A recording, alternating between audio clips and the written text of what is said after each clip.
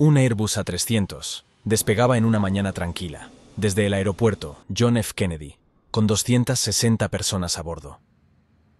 Pero solo 106 segundos después de despegar, el avión cayó en picada sobre un vecindario de Nueva York. Nadie entendía qué había pasado. El vecindario entero quedó envuelto en llamas. No hubo llamadas de auxilio. No hubo advertencias. Solo una explosión que hizo temblar la ciudad. Otra vez. ¿Fue un atentado? ¿Un fallo mecánico? ¿O algo aún más inesperado? ¿O un fallo oculto que nadie quiso ver? Lo que descubrirían después no solo rompería corazones, también rompería mitos sobre la seguridad aérea. Esta es la historia del vuelo 587, una tragedia que ocurrió en pleno corazón de una ciudad que aún sanaba las heridas del 11 de septiembre, y que revelaría una verdad que sacudiría a toda la industria aérea. Era el 12 de noviembre de 2001. El sol apenas salía sobre el aeropuerto John F. Kennedy, y aunque era un día festivo, la terminal estaba llena. A bordo del vuelo 587, el ambiente era tranquilo, casi familiar. La mayoría de los pasajeros eran de origen dominicano, viajando para reencontrarse con sus familias. En la cabina, el capitán Ed States y el primer oficial Stan Mollin hacían los chequeos previos. Mollin, apasionado por volar desde niño, había seguido los pasos de su padre como piloto. Con más de una década de experiencia, se sentía cómodo en el asiento derecho del Airbus A300. Era un avión antiguo, sí, pero confiable. Todo estaba listo para lo que debía ser un vuelo de 3 horas y media hasta Santo Domingo. Pero el destino tenía otros planes. En aquella mañana del lunes 12 de noviembre de 2001, apenas 2 meses después del 11S, el aeropuerto John F. Kennedy de Nueva York operaba bajo fuertes medidas de seguridad. El vuelo 587 de American Airlines estaba programado para salir con destino a Santo Domingo, República Dominicana, un trayecto habitual para la comunidad dominicana en Nueva York. La aeronave asignada era un Airbus A300-600R, matrícula N14053, un bimotor de fuselaje ancho con casi 13 años de servicio. Había acumulado 27.000 horas de vuelo y 14.000 ciclos, cada ciclo siendo un despegue y aterrizaje. Era un avión robusto y certificado para operar, sin reportes técnicos alarmantes en días previos. Ese día, el vuelo fue asignado a la puerta 22 de la Terminal 8. A las 9 de la mañana, la tripulación recibió autorización para iniciar el rodaje hacia la pista 31L, una de las principales del aeropuerto, orientada al noroeste. A los mandos se encontraba el primer oficial Stan Mollin, de 34 años, un piloto con más de 4.400 horas de vuelo, de las cuales más de 1.800 fueron en el Airbus A300. Había sido contratado por American Airlines en el año 91. El capitán Edward States, de 42 años, estaba en el asiento derecho como supervisor. Hasta ese momento tenía más de 8.000 horas de vuelo, de las cuales casi 3.500 fueron como piloto al mando, y casi 1.800 eran en ese mismo modelo de Airbus. Llevaba trabajando para American Airlines desde el año 1985. Previamente había trabajado para la Fuerza Aérea de Estados Unidos. Ambos eran considerados profesionales competentes por la aerolínea, y la tripulación de cabina contaba con 7 miembros experimentados. A las 9:11 de la mañana, el control de tráfico aéreo les autorizó a iniciar el rodaje. A las 9:13:28, el vuelo 587 recibió autorización para alinearse y despegar desde la pista 31L.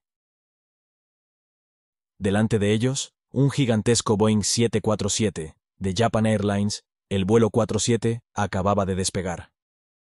Esto era algo habitual, pero en este caso, el vuelo 47 dejaría una estela de turbulencia que tendría consecuencias fatales. La torre de control advirtió al vuelo 587 sobre la posible turbulencia de estela generada por el 747 que acababa de despegar. A las 9:14, el vuelo 587 inició su carrera de despegue con el primer oficial Mollin a los mandos. Alcanzó velocidad de rotación y se elevó sobre la ciudad sin complicaciones aparentes. Pero lo que nadie sabía era que, en menos de 2 minutos, algo iría terriblemente mal. El rugido de los motores, una vibración familiar para la tripulación, comenzó a intensificarse a medida que el avión alcanzaba la velocidad de rotación. Sten Moline, concentrado, tiró suavemente de la palanca de control y la aeronave se elevó sobre la ciudad sin complicaciones aparentes. Sin embargo, la calma externa no reflejaba lo que se desarrollaba en el interior de la cabina. En la cabina, la tensión aumentaba de manera sutil pero palpable. Las manos de los pilotos estaban firmemente sujetas a sus controles, cada uno muy consciente de la responsabilidad que conllevaba el trayecto. Las voces del capitán y el primer oficial intercambiaban datos en un tono profesional, pero el silencio que seguía a cada interacción era pesado. La alerta por la turbulencia de estela del 747 aún resonaba en sus mentes. A las 9:14, las primeras señales de inestabilidad empezaron a manifestarse. Las alarmas de alerta de pérdida de control, aunque suaves, comenzaron a sonar en el panel de la cabina. En ese momento, ni el capitán ni el primer oficial podían prever la magnitud de lo que estaba por venir, pero la vibración extraña que comenzó a sentirse indicaba que algo no iba bien. ¿Lo sientes?, dijo el capitán States. Su voz era algo más grave de lo habitual, señal de su creciente preocupación. Moline, al mando, asintió y observó fijamente el indicador de velocidad en su panel, que parecía cambiar de manera errática. La agitación aumentaba. Las alarmas, primero tímidas, empezaban a intensificarse. El sonido de las alarmas en la cabina se mezclaba con el zumbido de los sistemas de alerta, creando una atmósfera cargada de tensión. El capitán States se preparó para intervenir si la situación lo requería, pero en ese instante nadie en la cabina podría haber anticipado el desastre inminente. La aeronave comenzó a moverse de forma irregular, a pesar de los esfuerzos de los pilotos por estabilizarla. Cada ajuste de los controles parecía empeorar la situación. La cabina se llenó de una sensación de impotencia mientras las alarmas seguían sonando, y la inercia de la aeronave no parecía ceder. La velocidad del aire se alteraba, y el estruendo de los motores retumbaba cada vez con más fuerza. A las 9:15, tan solo 103 segundos después del despegue, las condiciones de vuelo se volvieron catastróficas. La aeronave se desintegró en pleno vuelo, desmoronándose en pedazos que cayeron rápidamente hacia la tierra. El avión se desintegró en pleno vuelo y se estrelló en el barrio residencial de Bell Harbor, en Queens. Murieron las 260 personas a bordo y 5 más en tierra. La escena era indescriptible. Casas ardiendo, escombros esparcidos, y una columna de humo que se veía desde varios kilómetros a la redonda. A esas alturas, con el país aún traumatizado por los atentados recientes, el miedo a un nuevo ataque se disparó. Pero pronto, los investigadores descubrirían que la causa era otra, y aún más inesperada. La explosión estremeció el barrio de Bell Harbor a las 9:16 de la mañana. Una parte del fuselaje impactó directamente contra varias casas, provocando incendios instantáneos. Los motores y piezas del ala se desperdigaron por varias calles. Testigos relataron escenas de horror, llamas envolviendo hogares, autos ardiendo, cuerpos calcinados y un silencio abrupto, roto solo por gritos y sirenas. La comunidad en ese trágico instante quedó sumida en el caos. Muchos pensaron lo peor. Era imposible no hacerlo. Solo habían pasado 61 días desde los atentados del 11 de septiembre. El humo del World Trade Center todavía flotaba en la memoria colectiva. En apenas minutos, los canales de televisión interrumpieron su programación con imágenes aéreas del incendio. Algunos reporteros hablaban de una posible explosión en el aire. Otros mencionaban una estela blanca antes del impacto. Las teorías comenzaron a circular a velocidad de vértigo. ¿Un nuevo ataque terrorista? ¿Una bomba a bordo? ¿Un misil? El FBI fue activado de inmediato. También el Departamento de Seguridad Nacional. La NTSB, la Junta Nacional de Seguridad en el Transporte, envió un equipo completo al lugar. Pero entre la nube de teorías, una sola cosa estaba clara. El avión se había desintegrado en pleno vuelo, y eso no era común. La ciudad de Nueva York, aún en estado de duelo, quedó paralizada. Se cerraron partes del espacio aéreo. Se reforzó la vigilancia en aeropuertos y puntos estratégicos. La gente miraba al cielo con desconfianza. Pero mientras el país contenía la respiración, los investigadores ya tenían una pista clave. Algo muy inusual había pasado en el aire, y las pruebas empezaban a aparecer en lugares sorprendentes. Mientras los bomberos combatían las llamas en Bell Harbor, otro equipo comenzaba una búsqueda completamente distinta. Los investigadores de la NTSB empezaron a rastrear y recolectar restos del avión, tratando de reconstruir el rompecabezas del desastre. Fue entonces cuando encontraron algo que no cuadraba. A casi 1,5 kilómetros del lugar del impacto, en las aguas de la bahía de Jamaica, flotaba una enorme pieza del avión, el estabilizador vertical completo, también conocido como timón de cola. No se había desprendido al chocar con el suelo, se había separado en pleno vuelo. Ese hallazgo encendió todas las alarmas. El estabilizador vertical es una parte esencial de cualquier avión, encargado de mantener la dirección en línea recta. Que se soltara en el aire indicaba una fuerza colosal actuando sobre la estructura. Y lo más inquietante, no se encontraron signos de explosión, incendio o sabotaje en esa sección. Poco después, también se hallaron los dos motores, separados del fuselaje antes del impacto, y depositados en distintas calles del vecindario. Esto solo podía significar una cosa. El avión se desintegró antes de tocar el suelo. Con estas pistas, los investigadores empezaron a descartar un ataque terrorista. No había rastro de explosivos, ni señales de fuego a bordo antes del impacto. El perfil del suceso era distinto, más cercano a un fallo catastrófico que a una agresión externa. La atención se centró entonces en algo más complejo y técnico. ¿Había sido un fallo estructural? ¿O algo que ocurrió en la cabina de mando? Pero lo que revelarían las cajas negras más adelante pondría en jaque no solo a los pilotos, sino también a la propia industria aeronáutica. A las 9:14, el vuelo 587 despegó sin complicaciones desde la pista 31L. Todo parecía normal. Pero menos de 1 minuto después de levantar el tren de aterrizaje, la cabina comenzó a registrar turbulencia. Eran las estelas del Boeing 747, de Japan Airlines, que había despegado justo antes que ellos. El primer oficial Stan Molin, que iba a los mandos, comenzó la sacudida. La respuesta del capitán States fue tranquila, incluso casual. Pero segundos después, Molin comenzó a realizar una serie de movimientos bruscos con los pedales del timón de dirección, intentando corregir lo que él percibía como una pérdida de control lateral. Lo alarmante fue la intensidad y rapidez con la que Molin aplicó estos movimientos. En lugar de pequeñas correcciones, pisó los pedales de lado a lado de forma agresiva y repetida. En un lapso de apenas 20 segundos, aplicó 5 fuertes oscilaciones completas del timón. El resultado fue devastador. A las 9:15:56, una serie de alarmas y sonidos de ruptura se registraron en la cabina. El estabilizador vertical se desprendió, provocando una pérdida instantánea de control. Casi al mismo tiempo, ambos motores se soltaron por la violencia de la oscilación. El avión entró en un picado irrecuperable.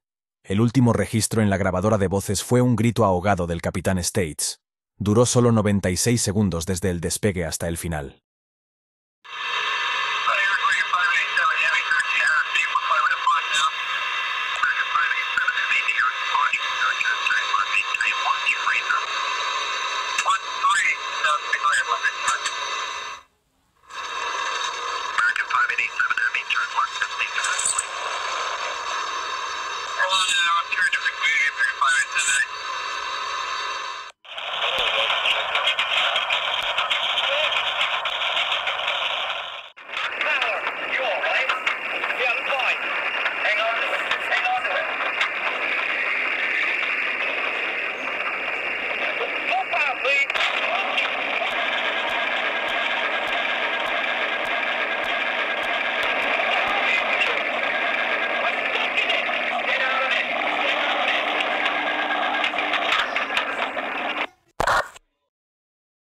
Los investigadores quedaron perplejos.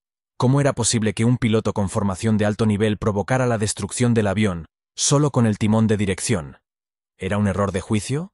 ¿O había algo más profundo en el diseño o en la formación que se estaba pasando por alto? La tragedia había ocurrido en segundos, pero encontrar sus causas llevaría meses de polémica y desencadenaría una crisis en los manuales de entrenamiento de pilotos.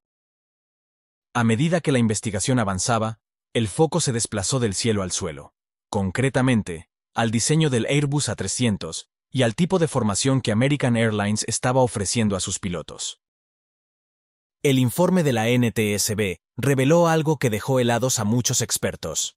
El timón de dirección del A300 era extremadamente sensible, más que en otros aviones de tamaño similar. En circunstancias normales, eso no representaba un problema, salvo si el piloto, como en este caso, aplicaba grandes movimientos de pedal a alta velocidad. Lo que descubrieron fue alarmante. El sistema de control del timón amplificaba los movimientos del piloto en lugar de suavizarlos. Así, lo que para Moline eran correcciones fuertes pero necesarias, en realidad estaban generando fuerzas laterales colosales en la cola del avión. El estabilizador vertical estaba diseñado para soportar una carga significativa, pero no para sobrevivir a 5 sacudidas extremas en pocos segundos. Fue esa secuencia lo que desgarró su base. Entonces surgió una pregunta clave. ¿Por qué un piloto entrenado reaccionó de forma tan agresiva? ¿Fue un acto imprudente o un resultado directo de su formación? La respuesta apuntaba a una falla sistémica. American Airlines había estado entrenando a sus pilotos para reaccionar con firmeza ante turbulencias. En los simuladores se enfatizaba la necesidad de usar el timón si el avión se sentía inestable. Pero nunca se les enseñó que a velocidades altas, esos movimientos podían destruir literalmente la aeronave. El manual de entrenamiento incluso contenía gráficos que exageraban la utilidad del timón como herramienta de control lateral, sin explicar sus riesgos. En cierto modo, el primer oficial Moline hizo exactamente lo que le habían enseñado. Sin embargo, un comandante de American Airlines, que voló varias veces con el primer oficial en el 727, declaró a los investigadores de la Junta de Seguridad que durante un vuelo, el primer oficial había sido muy agresivo con los pedales del timón tras encontrarse con turbulencia de estela. El comandante pensó que el avión había perdido un motor, y por tanto, centró su atención en los instrumentos de motor, y le preguntó al primer oficial qué estaba haciendo, a lo que éste respondió que estaba nivelando las alas debido a la turbulencia de estela. El comandante, que tenía los pies sobre los pedales del timón, pensó que el primer oficial había llevado el timón hasta sus topes máximos. Consideraba que la turbulencia de estela solo requería el uso de los alerones para nivelar las alas, y que el primer oficial no realizó ese tipo de maniobras. El comandante recordó haberse sorprendido por el uso que hizo el primer oficial del timón de dirección, e indicó que esas acciones no nivelaron las alas, sino que generaron movimientos de guiñada a izquierda y derecha, así como fuertes cargas laterales sobre el avión. Además, le indicó al primer oficial que su uso de los pedales del timón había sido bastante agresivo. Pero el primer oficial insistió en que el programa avanzado de maniobras de aeronaves de American Airlines le indicaba que debía utilizar los pedales del timón de esa manera. El comandante no estuvo de acuerdo con esto, y le dijo que el manual establecía que el timón debía utilizarse a velocidades más bajas, mientras le aconsejó revisar el manual cuando regresara a casa, y que fuera menos agresivo con los pedales del timón. La polémica fue inmediata. Airbus defendió el diseño de su avión. American Airlines culpó a la forma en que el piloto interpretó el entrenamiento. Y la FAA, la Autoridad de Aviación, fue criticada por no haber detectado antes esta debilidad en el sistema de formación. Una mezcla letal de un diseño sensible, una reacción excesiva y una instrucción incompleta. Pero la pregunta seguía en el aire. ¿Quién tenía la culpa final? Tras 2 años de análisis, reconstrucciones digitales y simulaciones en túneles de viento, la NTSB publicó su informe final en octubre de 2004. El documento no solo arrojaba luz sobre lo ocurrido en el vuelo 587, también destapaba errores profundamente arraigados en la industria de la aviación. El veredicto oficial fue claro. La causa probable del accidente fue la reacción excesiva del primer oficial, al encontrar turbulencias poco después del despegue. Sus movimientos extremos del timón provocaron fuerzas laterales que excedieron el diseño estructural del avión, arrancando el estabilizador vertical. Pero eso no fue todo. La NTSB también apuntó fallos serios en el programa de formación de American Airlines, donde se había sobreestimado el uso del timón como herramienta de control, sin advertir los peligros reales de su abuso a altas velocidades. El informe puso en entredicho 3 actores clave. El piloto por su reacción desproporcionada. American Airlines por su instrucción técnica incompleta y en parte errónea. Airbus por el diseño de un sistema tan sensible y sin una protección adecuada ante usos extremos. American Airlines, aunque no fue directamente responsabilizada legalmente, modificó su programa de entrenamiento, eliminando referencias erróneas y revisando sus procedimientos de manejo del timón. Airbus, por su parte, reforzó la documentación técnica y colaboró en estudios para revisar las tolerancias estructurales de su flota. El accidente del vuelo 587 también llevó a cambios regulatorios. La FAA actualizó sus recomendaciones sobre el diseño de timones y sobre cómo entrenar a los pilotos en el manejo de turbulencias. Aunque los nombres de las víctimas se grabaron en un monumento en Rockaway Península, la herida en la memoria de Nueva York quedó abierta por mucho tiempo. No solo por la tragedia, sino porque ocurrió cuando el país aún lloraba por las víctimas del 11 de septiembre. Fue, en muchos sentidos, una segunda herida en la misma ciudad. La historia del vuelo 587 no es solo la de un accidente aéreo. Es la de un sistema que falló en varios niveles. Y de cómo a veces los errores más graves no están en el cielo, sino en lo que se aprende en tierra. El vuelo 587 de American Airlines no fue víctima de una tormenta, ni de un sabotaje, ni de un fallo técnico imprevisto. Fue víctima de una cadena de errores humanos, decisiones institucionales mal calibradas y un diseño que no perdonaba el más mínimo exceso. El primer oficial actuó creyendo que estaba salvando el avión. No sabía que en realidad lo estaba llevando al límite, un límite que jamás debió haberse alcanzado simplemente con los pedales. La tragedia de Queens no solo dejó 265 muertos, dejó una advertencia brutal a toda la industria de la aviación. No basta con construir aviones resistentes. Hay que formar pilotos con información precisa, realista y completa. Y hay que asumir que incluso los actos bien intencionados pueden desencadenar consecuencias fatales si el conocimiento no está bien transmitido. Hoy, el caso del vuelo 587 se estudia en escuelas de aviación de todo el mundo, como ejemplo de lo que ocurre cuando la teoría no coincide con la práctica. También como recordatorio de que en el cielo, la precisión no es un lujo, es la única garantía de volver a casa.